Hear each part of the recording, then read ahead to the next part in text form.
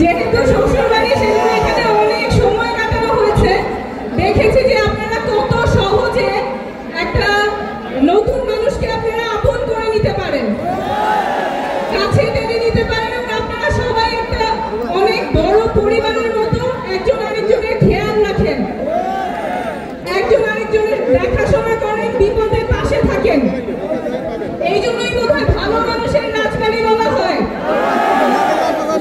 সহজ সরল মানুষের রাজবাড়ি, যারা একজন আরেকজনের বিপদের পাশে দাঁড়ায়।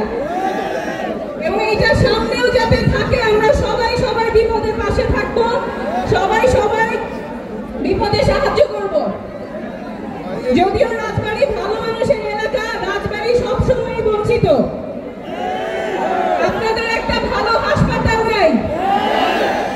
আমি আপনাদের সদর হাসপাতালে গিয়েছিলাম, সেইখানে দেখেছি রোগীদের দোতখানি ভোগান্তি হয়, সেখানে ফ্যাসিলিটিস ভালো নাই, ব্যবস্থাপনা অনেক অব্যবস্থাপনা আছে। ডাক্তাররা কাজ করেন কিন্তু পর্যাপ্ত ডাক্তার নাই। 5টা ওষুধ লিখলে সেখানে 3টাই পাওয়া যায় না, বাইরে থেকে কিনে নিতে হয়, খুঁজে পাওয়া যায় না। সরকারি হাসপাতালে টেস্ট অল্প সময় করা যায়, দুপুরের পর টেস্ট করা যায় না, বাইরে থেকে করতে হয়। কিছু হলেই যাইতে হয় ফরিদপুর। কারো যদি স্ট্রোক হয়, হার্ট অ্যাটাক হয়, অ্যাক্সিডেন্ট করে, এইখানে চিকিৎসা নাই। চিকিৎসা করতে ঘন্টার পর ঘন্টা দূরে যেতে হয়, রাস্তাতেই মানুষ মারা যায়। এই আমাদের 54 বছরের বাংলাদেশে এই স্বাস্থ্য ব্যবস্থা আমরা চাই না। জরুরি চিকিৎসা মানুষের যখন প্রয়োজন তখনই শুরু হবে, হাসপাতাল পর্যন্ত অপেক্ষা করতে হবে না।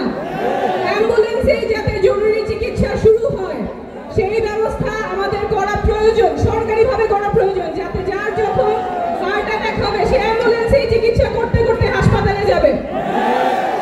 সেই ব্যবস্থা আমরা চাই। স্বাস্থ্য ব্যবস্থা এমন স্বাস্থ্য ব্যবস্থা যেখানে চিকিৎসার অভাবে মানুষ মারা যাবে না, টাকার অভাবে চিকিৎসার অভাবে মানুষ মারা যাবে না। এইখানে আমি যখন রাজবাড়িতে আসি অনেকেই চিকিৎসার এটা সেটা নিয়ে আসেন। আমার মনে আছে শিরিন আপা আসছিলেন, উনি কয়েকদিন আগেই টেস্ট করাইছেন কিন্তু কাগজটা হারায় গেছে। তো ওনার ওই কাগজ আবার খুঁজে বের করতে হবে, খুঁজে আর পাবেন না, তখন আবার টাকা খরচ করে আবার পরীক্ষাগুলি করাইতে হয়, ডাক্তারের কাছে যাইতে হয়, তখন দেখা যায় চিকিৎসা ভালো হয় না, কারণ তথ্য তো নাই, কাগজ নাই, কাগজ হারায় গেছে। আমরা এমন স্বাস্থ্য ব্যবস্থা চাই যেখানে সবার স্বাস্থ্যের জন্য একটা ইলেকট্রনিক কার্ড থাকবে, ওই কার্ডে সব থাকবে, জন্ম থেকে মৃত্যু পর্যন্ত তার স্বাস্থ্যের কি কি সমস্যা ছিল, কখন কোন টিকা পাইছে, কখন কোন ওষুধ পাইছে, কখন কোন পরীক্ষা হয়েছে, সব এক জায়গায় থাকবে।